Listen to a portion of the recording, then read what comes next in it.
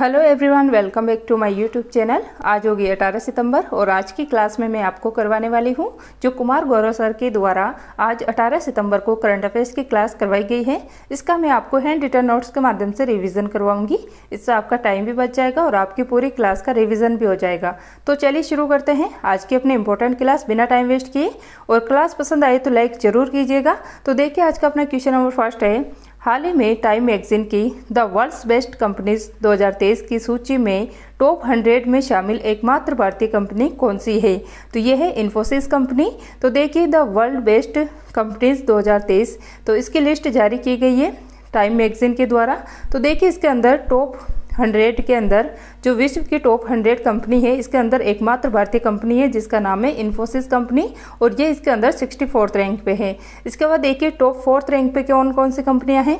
तो माइक्रोसॉफ्ट है, एप्पल है, अल्फाबेट है और अल्फाबेट जो है ये गूगल की पेरेंट कंपनी है। इसके बाद है मेटा, तो मेटा के अंदर आता है फेसबुक, व्हाट्सएप और इंस्टाग्राम, ये तीनों चीज़ें मेटा के अंदर आती है। तो ये टॉप 4th रैंक के अंदर आने वाली कंपनियां हैं। माइक्रोसॉफ्ट हो गई, एप्पल हो गई, अल्फाबेट हो गई और मेटा हो गई। फिर देखिए इनकी रैंकिंग का आधार क्या है? तो इनका आधार है रैंकिंग का राजस्व, ग्राहक की संतुष्टि, कर्मचारी की संतुष्टि और CSR। ये इसके 4 जो है आधार है रैंकिंग देने के। इसके बाद देखिए इन्फोसिस, इसके द्वारा हाल ही में 2 ब्रांड एम्बेसडर बनाए गए हैं। मेल के अंदर राफेल नडाल को बनाया गया है और फीमेल के अंदर इगा स्विएटेक को बनाया गया है जो कि पोलैंड की रहने वाली है। और ये दोनों प्लेयर जो है ये टेनिस के प्लेयर हैं। इसके बाद देखिए लेलन टॉप में 126 रैंक इंडिया की है खुशहाली सूचकांक में और शांति सूचकांक में। नेक्स्ट है 127, तो 127 रैंक इंडिया की है ग्लोबल जेंडर गैप इंडेक्स के अंदर। 161 है प्रेस फ्रीडम इंडेक्स के अंदर। 38 है लॉजिस्टिक परफॉर्मेंस इंडेक्स के अंदर। 4th रैंक है ग्लोबल फायर पावर इंडेक्स के अंदर। तो ये कुछ महत्वपूर्ण रैंकिंग है भारत की। इसके बाद देखिए क्वेश्चन नंबर 2 है, हाल ही में संयुक्त राष्ट्रीय अंतर्राष्ट्रीय व्यापार विधि आयोग के दक्षिण एशिया सम्मेलन की मेज़बानी किसने की है? तो इसकी मेज़बानी की गई है नई दिल्ली के द्वारा। तो देखिए जो UNCITRAL है, इसकी फुल फॉर्म होती है United nation commission for international trade and law, ये इसकी फुल फॉर्म होती है। और इसकी स्थापना हुई थी 1966 को। इसका हेडक्वार्टर ऑस्ट्रिया की राजधानी वियना के अंदर स्थित है और वियना डेन्यूब नदी के किनारे स्थित है और वियना के अंदर ही ओपेक का हेडक्वार्टर भी है। इसके बाद देखिए तो अभी United commission for international trade and law, इसका साउथ एशियन सम्मेलन इसका होस्ट है नई दिल्ली। और इसके अंदर जो है भारत के अटॉर्नी जनरल महान्यायवादी R वेंकटरमणी शामिल हुए हैं और जो भारत के मुख्य न्यायाधीश है DY चंद्रचूड़ ये शामिल हुए हैं। तो ये महत्वपूर्ण है, इनको अच्छे से याद कर लेना। इसके बाद देखिए लेलन टॉप में महान्यायवादी, तो देखिए अटॉर्नी जनरल, ये भारत के अटॉर्नी जनरल आर्टिकल 76 से इनसे संबंधित। और जबकि स्टेट के अंदर जो एडवोकेट जनरल होता है ये आर्टिकल 165 165 के अंदर आता है। फिर देखिए फर्स्ट कौन थे अटॉर्नी जनरल? MC सीतलवाड़ थे। नियुक्ति करता है राष्ट्रपति और राष्ट्रपति के प्रसाद पर्यंत ही ये कार्य करता है, चाहे इसकी नियुक्ति करनी हुई, शपथ दिलाना हुआ या इनका वेतन तय करना हुआ, ये सब कार्य राष्ट्रपति के द्वारा किया जाता है। इसके बाद देखिए ये संयुक्त बैठक में भाग ले सकता है लेकिन ये वोटिंग नहीं कर सकता है, ये इंपॉर्टेंट है। फिर देखिए मुख्य न्यायाधीश, तो फर्स्ट थे HJ कानिया, वर्तमान में 50वें नंबर के DY चंद्रचूड़ है। और सुप्रीम कोर्ट के स्थापना दिवस पर मुख्य अतिथि जो चीफ गेस्ट आए थे ये थे सिंगापुर के मुख्य न्यायाधीश सुंदरेश मेनन। फिर देखिए ई पास ऐप, ये सुस्वागतम, मतलब सुप्रीम कोर्ट के द्वारा ही ई पास ऐप लॉन्च की गई है जिसका नाम है सुस्वागतम ऐप। इसके बाद देखिए इंडिया 2023 में होस्ट है किस किस का है? तो देखिए इंटरपोल की जो 90वीं बैठक हुई है नई दिल्ली के अंदर, तो इंडिया इसका होस्ट है। और 7 सितंबर 2023 को जो है यहाँ पे 2023 नहीं, यहाँ पर 1923 करना, क्योंकि 2023 में इसको 100 वर्ष पूर्ण हो रहे हैं। इसी उपलक्ष्य में जो 7 सितंबर 2023 को इसकी 100वीं वर्षगांठ थी, इस पर पहला पुलिस सहयोग दिवस मनाया गया है। क्या है? 7 सितंबर 1923 को जो है इसकी स्थापना हुई थी इंटरपोल की और 7 सितंबर 2023 को इसकी 100वीं वर्षगांठ पर पहला पुलिस सहयोग दिवस मनाया गया है। फिर देखिए नेक्स्ट है 2023 का वर्ल्ड कप जो है इसका शुभंकर है क्रिकेटोवर्स। ब्रांड एम्बेसडर है शाहरुख खान। तो इसका भी होस्ट इस बार इंडिया है। फिर देखिए 2023 का हॉकी वर्ल्ड कप जो कि 15वें नंबर का है, ओडिशा के अंदर इसका आयोजन हुआ है। विजेता जर्मनी बना है और विजेता बेल्जियम बना है। इसके बाद देखिए महिला बॉक्सिंग चैंपियनशिप, इसके अंदर भारत ने 4 गोल्ड जीते हैं। कौन कौन है जिसने इसमें गोल्ड जीता है? नीतू गंगास, स्वीटी बोरा, निखत जरीन और लवलीना बोरगोन, ये 4 है जिन्होंने इसके अंदर गोल्ड जीता है। फिर देखिए एससीओ, तो इसका अभी जो भारत होस्ट था, इस समय इसका न्यू मेंबर बना है ईरान 9th नंबर का। फिर देखिए नेक्स्ट है G20, इसके 18वें संस्करण की अध्यक्षता भारत ने की है और न्यू मेंबर बना है इसके अंदर 21वें नंबर का अफ्रीकन यूनियन। इसके अलावा देखिए जो वासेनार व्यवस्था है, इसका भी होस्ट इस बार इंडिया था। तो ये कुछ महत्वपूर्ण संगठन और खेल से संबंधित अध्यक्षता भारत ने की इस बार। इसके बाद देखिए क्वेश्चन नंबर 3 है, एशिया कप 2023 की विजेता टीम कौन सी बनी है? तो यह बनी है भारत। तो देखिए एशिया कप 2023 इस बार इसका होस्ट है श्रीलंका और पाकिस्तान। तो देखिए विजेता बना है इसके अंदर भारत इसका एशिया कप का 8वीं बार विजेता बन गया है। तो देखिए final match Premadasa stadium Colombo Sri Lanka के अंदर हुआ है, भारत वर्सेस श्रीलंका। श्रीलंका ने इसके अंदर 50 रन, मतलब श्रीलंका की टीम 50 रन पे ऑल आउट हो गई और ये एशिया कप के अंदर लोएस्ट स्कोर है इसका। इसके बाद देखिए कप्तान भारत के कौन है? तो ये है रोहित शर्मा और मोहम्मद सिराज जो है, इन्होंने इस मैच के अंदर 1 ओवर में 4 विकेट झटके हैं और साथ ही में इस जो एशिया कप है इसका मैन ऑफ द मैच भी मोहम्मद शमी ही रहे। इसी के साथ देखिए एशिया कप का फर्स्ट संस्करण कब हुआ था? तो 1984 को। तो ये कुछ महत्वपूर्ण बातें थी एशिया कप से। इसके बाद देखिए अंडर 19 महिला T20 वर्ल्ड कप, इसका होस्ट है इस बार साउथ अफ्रीका, विजेता है भारत, उप विजेता है इंग्लैंड और कौन से क्रम का है? तो ये फर्स्ट बार हुआ है इस बार। फिर देखिए महिला प्रीमियर लीग WPL, इसका इस बार फर्स्ट संस्करण था, विजेता मुंबई बनी है, कप्तान हरमनप्रीत है और कुल टीम है इसके अंदर 5। नेक्स्ट है IPL, तो IPL इस बार 16वें क्रम का था, विजेता CSK बनी है, कुल टीम थी 10। कितनी थी इसके अंदर? कुल टीम 10 टीमें थी। ऑरेंज कैप मिला है शुभमन गिल को और पर्पल कैप मिला है मोहम्मद शमी को। फिर देखिए विश्व टेस्ट चैंपियनशिप, ये 2nd क्रम का था, विजेता ऑस्ट्रेलिया बना है, विजेता भारत बना है। इसके बाद देखिए और आप कमेंट करके बताना कि पहली महिला एम्पायर कौन बनी है। नेक्स्ट है क्वेश्चन नंबर 4, प्रतिवर्ष विश्व ओजोन दिवस कब मनाया जाता है? तो ये मनाया गया है 16 सितंबर को। तो देखिए 16 सितंबर 1987 को मॉन्ट्रियल प्रोटोकॉल हुआ था कनाडा के अंदर ओजोन परत के संरक्षण के लिए और 1994 को घोषणा की गई कि अगले वर्ष से ओजोन दिवस मनाया जाएगा और 2023 में ये 29वें क्रम का जो है विश्व ओजोन दिवस मनाया जा रहा है। तो देखिए इस बार इसकी थीम है ओजोन परत को ठीक करना, ये इसकी थीम है। इसके बाद देखिए और ओजोन को मापने की इकाई होती है डॉप्सन। ओजोन को O3 से डोनेटेड, इसे O3 से जो है जाना जाता है। फिर देखिए इसके बाद जो ओजोन परत है ये अपने कहाँ पे पाई जाती है? तो देखिए पृथ्वी के ऊपर आती है क्षोभ मंडल, फिर आता है समताप मंडल, फिर आता है मध्य मंडल और लास्ट इधर आता है आयन मंडल। तो देखिए पृथ्वी से ऊपर जो क्षोभ मंडल आता है, यहाँ पर मौसम संबंधित जितनी भी गतिविधियाँ होती है जैसे वर्षा आना, तूफान, आंधी वगैरह जो भी आती है ये क्षोभ मंडल के अंदर होती है।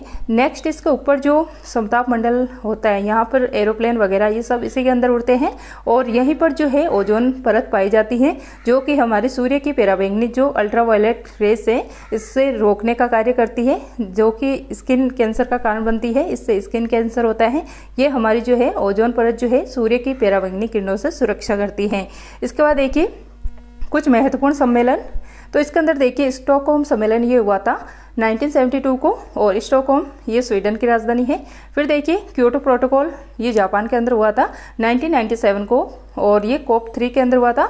इसका उद्देश्य था जो ग्रीन हाउस गैस है इसके उत्सर्जन को कम करना। नेक्स्ट है फर्स्ट पृथ्वी सम्मेलन, ये हुआ था 1992 को रियो ब्राजील के अंदर और इसके अंदर जो रिपोर्ट आई थी इसका नाम है एजेंडा 21। फिर देखिए पेरिस समझौता ये हुआ था COP21 के अंदर 2015 में।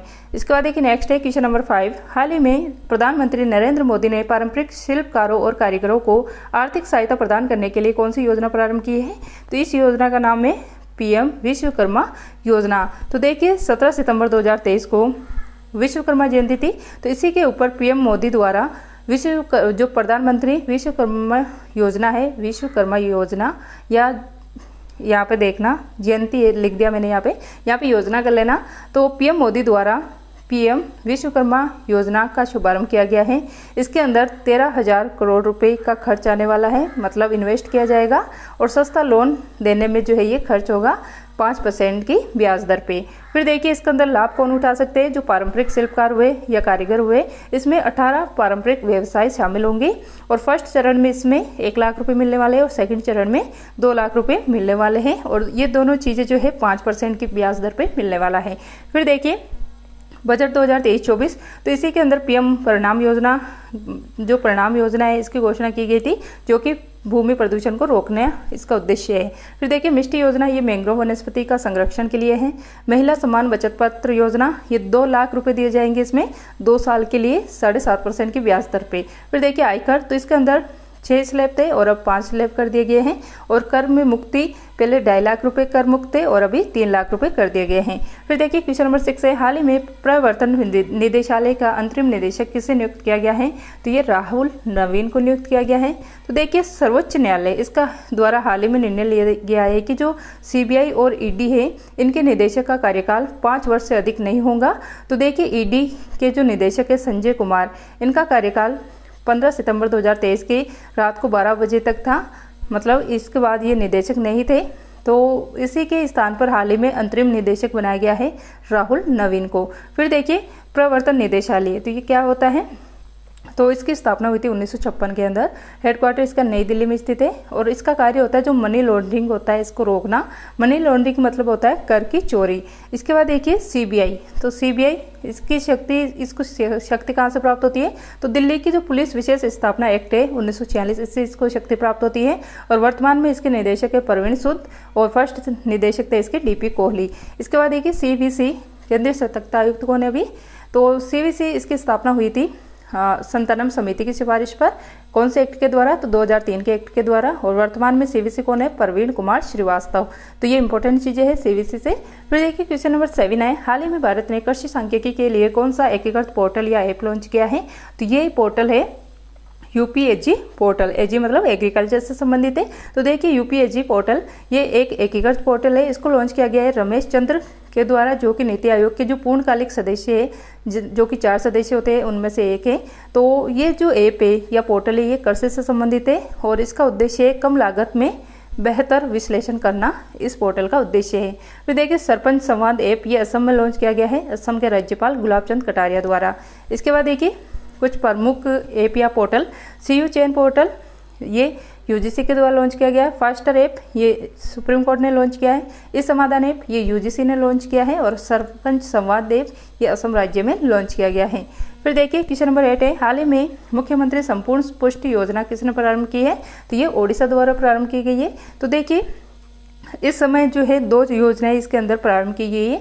एक का नाम तो है CM संपूर्ण पुष्टि योजना और एक का नाम है पद पुष्टि योजना। तो देखिए इन दोनों को ही लॉन्च किया गया है, जो ओडिशा के CM है नवीन पटनायक जी, इनके द्वारा इसका लॉन्च किया गया है। तो देखिए जो CM संपूर्ण पुष्टि योजना है, इसके अंदर जो पोषण है ये मिलने वाला है महिला, बच्चे या किशोरिया, इनको जो है संपूर्ण पोषण मिलने वाला है इसके अंदर। जबकि जो पद पुष्टि योजना है, इसके अंदर जो आदिवासी और दूर दराज के बच्चे हैं उनको इसके अंदर पोषण की पूर्ति की जाएगी। इसके बाद देखिए नेक्स्ट है, पोषण बजट लाने वाला फर्स्ट राज्य कौन सा भारत का, तो ये ओडिशा है। गारंटी बजट देश का पहला राज्य कौन सा है गारंटी बजट लाने वाला, तो ये है कर्नाटक और यहाँ के जो CM है सिद्धरमैया, इनके द्वारा ये लाया गया है। फिर देखिए रेल बजट का आम बजट में विलय, ये विवेक देबरॉय समिति 2017 के अंदर किया गया था, विवेक देबरॉय समिति के द्वारा। नेक्स्ट है रेल बजट को आम बजट से अलग करने वाली समिति ये है एकवर्थ कमीशन। फिर देखिए क्वेश्चन नंबर 9 है, आदि शंकराचार्य की 108 फीट ऊंची प्रतिमा स्टैचू ऑफ वननेस का लोकार्पण कहाँ किया जाएगा, तो ये किया जाएगा मध्य प्रदेश के अंदर। तो देखिए स्टैचू ऑफ वननेस का मतलब होता है एकता की प्रतिमा। तो देखिए मध्य प्रदेश के ओंकारेश्वर में जो मंदाता पर्वत है, यहाँ पर इसका लोकार्पण किया जाएगा। ये प्रतिमा आदि शंकराचार्य के, इसकी हाइट है 108 फीट और ये प्रतिमा 12 वर्षीय लड़के की प्रतिमा है। इसके बाद देखिए ओंकारेश्वर बांध, ये नर्मदा नदी पर स्थित है। नर्मदा नदी का उद्गम अमरकंटक की पहाड़ी से होता है और इसी नदी पर धुआंधार जलप्रपात स्थित है और इसी नदी के किनारे जबलपुर शहर भी स्थित है। फिर देखिए स्टैचू कुछ महत्वपूर्ण, स्टैचू ऑफ यूनिटी ये सरदार वल्लभ भाई पटेल की है, केवड़िया गुजरात में ये स्थापित की गई थी और नर्मदा नदी के किनारे ये स्थित है। फिर देखिए स्टैचू ऑफ पीस, ये पाली राजस्थान में स्थापित की गई है। स्टैचू ऑफ प्रॉस्पेरिटी ये कर्नाटक में स्थापित की गई है, केम्पगौड़ा की प्रतिमा है ये। फिर देखिए स्टैचू ऑफ इक्वलिटी, ये संत रामानुजाचार्य की प्रतिमा है और हैदराबाद में स्थापित की गई है। फिर देखिए नेक्स्ट है विश्वास स्वरूपम प्रतिमा, तो ये नाथद्वारा राजस्थान में स्थापित की गई है और ये महादेव शिव जी की प्रतिमा है। इसके बाद देखिए नॉलेज, स्टैचू ऑफ नॉलेज, ये लातूर महाराष्ट्र में स्थापित की गई है और ये डॉक्टर भीमराव अम्बेडकर की प्रतिमा है। फिर देखिए क्वेश्चन नंबर 10 है, हाल ही में पीएम ने इंटरनेशनल कन्वेंशन और एक्सपो सेंटर यशोभूमि का उद्घाटन कहाँ पर किया है? तो ये उद्घाटन किया गया नई दिल्ली के अंदर। तो देखिए यशोभूमि, इसका उद्घाटन जो है पीएम मोदी द्वारा किया गया है। International convention and expo centre है ये, और द्वारका नई दिल्ली के अंदर इसका जो है उद्घाटन किया गया है। इसके अंदर 15 कन्वेंशन रूम बनाए जाएंगे। फिर देखिए इसके अलावा भारत मंडपम, यहाँ पर जो है G20 शिखर सम्मेलन हुआ है नई दिल्ली के अंदर, और 9 और 10 सितंबर को जो है ये शिखर सम्मेलन का आयोजन हुआ था और इसी के बाहर जो है नटराज की मूर्ति लगी हुई है भारत मंडपम के सामने। इसके बाद देखिए क्वेश्चन नंबर 11 है, नीरज चोपड़ा ने भाला फेंक स्पर्धा में यूएसए की यूजिन डायमंड लीग में जीता रजत पदक। इसके अलावा देखिए नीरज चोपड़ा ने विश्व एथलेटिक्स चैंपियनशिप जो कि हंगरी के बुडापेस्ट में हुई है, इसके अंदर गोल्ड जीता है, और लूसा ने डायमंड लीग के अंदर सिल्वर जीता है। तो ये थी आज की अपनी इंपॉर्टेंट क्लास। आई होप आपको ये क्लास पसंद आई होंगी। अगर आपको ये क्लास अच्छी लगी है तो प्लीज़ इसे ज़्यादा से ज़्यादा शेयर कर दीजिएगा और कमेंट करके बताना कि आपको ये क्लास कैसी लगी है, और क्लास पसंद आई हो तो लाइक ज़रूर कीजिएगा। तो मिलते हैं नेक्स्ट क्लास में। क्लास देखने के लिए थैंक यू।